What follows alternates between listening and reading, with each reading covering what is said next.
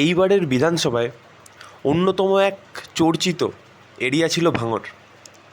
সেখানে দুটো হেভিওয়েট প্রার্থী ছিল, একটা হচ্ছে শওকত মোল্লা, দ্বিতীয়ত হচ্ছে নওশাদ ভাইজান। এইবার ইলেকশানে দেখা গেল একটা গান খুব পপুলার হয়ে গেল, মাচ্চোর শওকত মাচ্চোর। এই গানটা এখন শুধু ভাঙড় অবধি আর সীমিত নেই, পশ্চিমবঙ্গে একটা বিশাল জনপ্রিয় গানে পরিণত হয়ে গেছে। এই গানটা এতটাই পপুলার হয়ে গেছে যে আমিও প্রথমে শুনিনি। আমি যখন শুনছি আমি বললাম যে কেসটা কি, এই গানে কি রিসেন্টলি কি কোনো মাচ্চুরির কিছু কেস হয়েছে যার জন্যে গানটা এতটা পপুলার করানো হয়েছে। পরে যখন আস্তে আস্তে করে রিসার্চ করলাম, দেখি গান তো বিশাল ফেমাস, সে মিলিয়ন্সে ভিউ চলে গেছে। এখন আর ভাঙড় অবধি আর সীমিত নেই, কোনোভাবেই সীমিত নেই, পশ্চিমবঙ্গে এক অন্যতম বিখ্যাত গানের জায়গা করে নিয়েছে এই গানটা। এই গানটা এতটাই পপুলার যে হয়তো খুব কম লোকই আছে যে শোনেনি।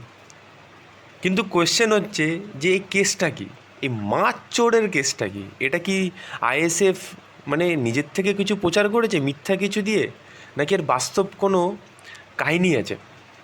এটা নিয়ে আজকে ভিডিওটা বানাচ্ছি, যে বাস্তবে কিন্তু এর একটা কাহিনী আছে। এর কাহিনী জড়িত নওশাদ ভাইয়ের সাথে নয়, কিন্তু নওশাদ ভাইজানের সাথে নয়, এরও আগে এই বাস্তবে ঘটনা ঘটেছে। যখন আইএসএফ তৈরি হয়নি তারও আগে এরকম একটা ঘটনা ঘটেছে। সেইটাই আইএসএফ এইবারের ইলেকশানে গানে পরিণত করে দিয়েছে, সেই ঘটনাটাকেই, যেটা খুবই পপুলার হয়ে গেছে।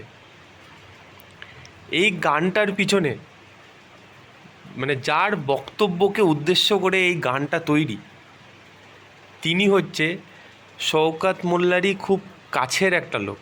এক টাইম এরা একসাথেই ছিল, পরে গিয়ে কিছু প্রবলেম হয়, সেটা আমরা শুনবো। এনার নাম হচ্ছে কাইজার আহমেদ।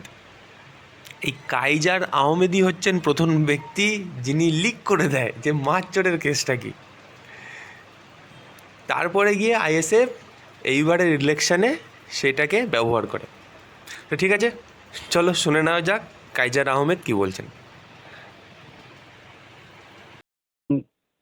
সংসার জীবনে পা দিয়েছিল যুবক বয়সে, সেই সময় ওর সংসারে খুব আর্থিকভাবে অনটন চলছিল, যার কারণে ওই যে মাতলা নদীর চরে ওই সমস্ত জায়গায় একবারই বছরে কৃষিকাজ হতো। আচ্ছা, একবারই কৃষিকাজ হতো, যার কারণে ধরুন এক বছর ওরা চাষবাস করতো, তারপরে সেখানে মাতলা নদীর জল ঢুকে ওই জায়গাগুলি বিস্তীর্ণ এলাকায় সব ওই নোনা জল ঢুকে ওদের ওই ধান চাষগুলোকে নষ্ট করে দিত। ফের আবার পরের বছর ওরা ঋণ ফিন নিয়ে ফের আবার চাষ করতো, ফের পরের বছর এরকম পরপর 2-3 বছর এরকম এইভাবে যখন ওই মাতলা নদীর নোনা জল ঢুকে ওই বিস্তীর্ণ এলাকা চাষবাস নষ্ট হতো, তখন আর্থিকভাবে প্রচন্ড রকম ভাবে দুর্বল হয়ে পড়ে ও।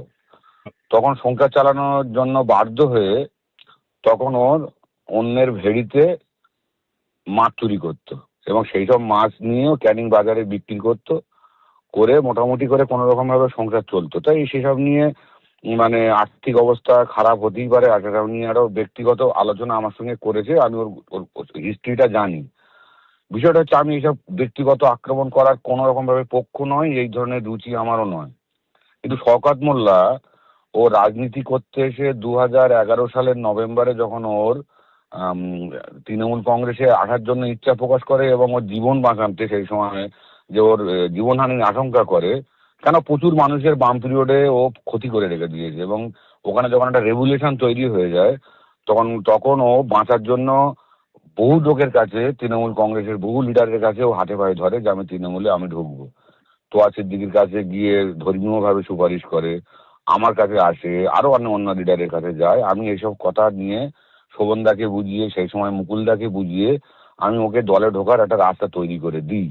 সেই শওকত মোল্লা রাজনৈতিকভাবে যখন প্ল্যাটফর্মে চলে এসে আস্তে আস্তে নিজের জায়গা তৈরি করে অভিষেক বন্দ্যোপাধ্যায়ের কাছে যায়, গিয়ে সেখান থেকে আস্তে আস্তে আমাদের উপরে টর্চার অত্যাচার শুরু করে 2018 সালের পর থেকে শওকত মোল্লা। এবং তাকে আমি বারে বারে বোঝানোর চেষ্টা করি, ভাই তুমি আমাদের দলে এসছো, রাজনীতি করো, আমরা তোমার সহযোগী হিসেবে আছি, কোনো অসুবিধা নেই। তার মানে তুমি এই নয় যে আমাদেরকে তুমি মারিয়ে যাবে।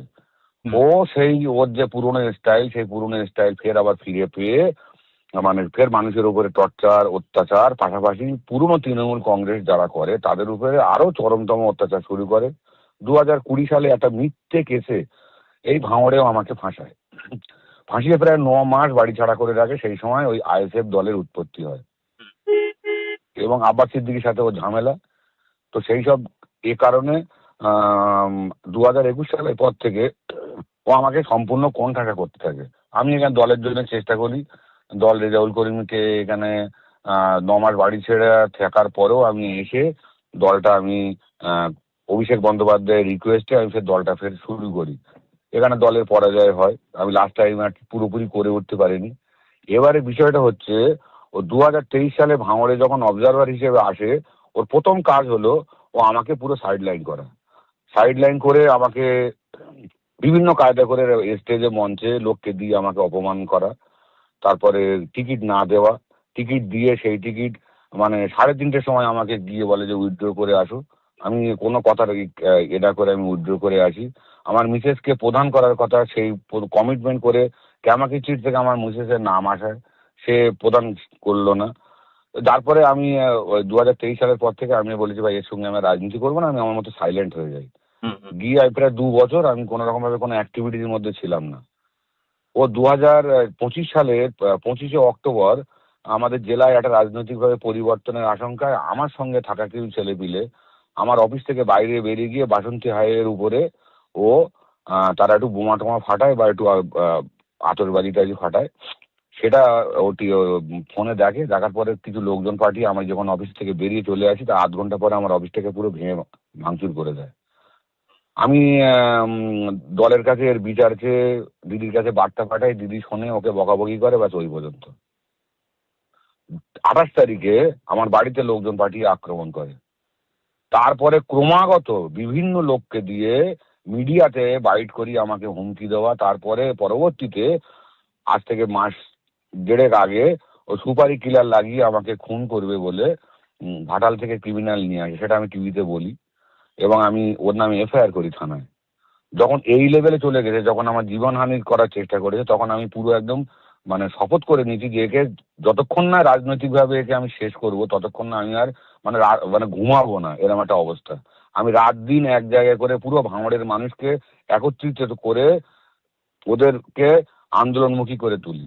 এবং তার মাঝখানে যে ও আমার সঙ্গে ওর পার্সোনাল কথা যেটা আমাকে বলে রেখে দিয়েছিল যে এই এই ঘটনা, আমি সেটা একদিন বাধ্য হয়ে একটা প্রেসকে বলি এবং আমি ওকে ওপেন এটা আমি বলেছি ওই ইলেকশন ডিক্লিয়ার হওয়ার বেশ কিছুদিন আগে।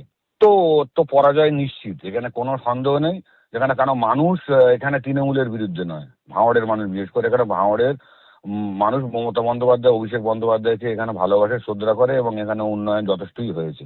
কিন্তু শওকত মোল্লার বিরুদ্ধে এখানে মানুষ ভোট দিয়েছে, রায় দিয়েছে।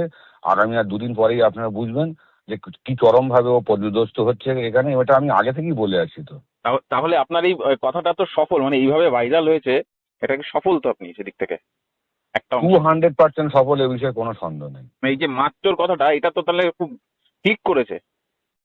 যা সত্যি কথা জিনিসের তো মানে এটা তো অস্বীকার করার কোনো জায়গা নেই। আমি তো ওর ওপেন চ্যালেঞ্জ করেছি, ও আমার সামনে বসে ও অস্বীকার করুক যে এটা আমি মাছ চুরি করি না, আমার বিরুদ্ধে এইভাবে বলা হয়েছে। মাছ চোরকে মাছ বলি, যে তো অসুবিধা কি আছে? আইএসএফ কি আপনার অনুমতি নিয়েছিল এই যে শব্দটা বা এটা ব্যবহার করার জন্য? না, আমার কাছে কেউ কোনো অনুমতি নিইনি, আর আমি কাউকে কোনো বাধাও দিইনি, আমাকে কেউ জিজ্ঞাসাও করিনি। যেন মমতা বন্দ্যোপাধ্যায় যখন বলছে যে তুই তো বোম মারিস, সেই কথাটা তো কোড হয়ে রয়েছে। সেই বলেছিল 2017 সালে, সেটা যেমনি ওই গানের স্টার্টিং এ ইউজ করেছে, তেমনি আমি যেমনি মাপচোর বলেছি ওটা ওই কথাটা মাঝখানে আর কি ইউজ করেছে ওরা। তাতে আমার কোনো গানটা দাদা কেমন লেগেছে? ভীষণ ভালো লেগেছে। তো উনি তো বলছে যে আইনি পদক্ষেপ নেবেন বা খুব খারাপ লেগেছে ওনার এই কথাগুলো। ও আইনি পদক্ষেপ নিলেও তো 3 গুণ আইনি পদক্ষেপ নেওয়ার জন্য আমিও রেডি আছি। ঠিক আছে, ও তাহলে মমতা বন্দ্যোপাধ্যায়ের বিরুদ্ধে ওর আইনি পদক্ষেপ নিতে হবে, যেহেতু ও দিদি বলেছিল যে তুই তো বোম মারিস। দিদির বিরুদ্ধে আইনি পদক্ষেপ দিলে আমার বিরুদ্ধেও নেবে।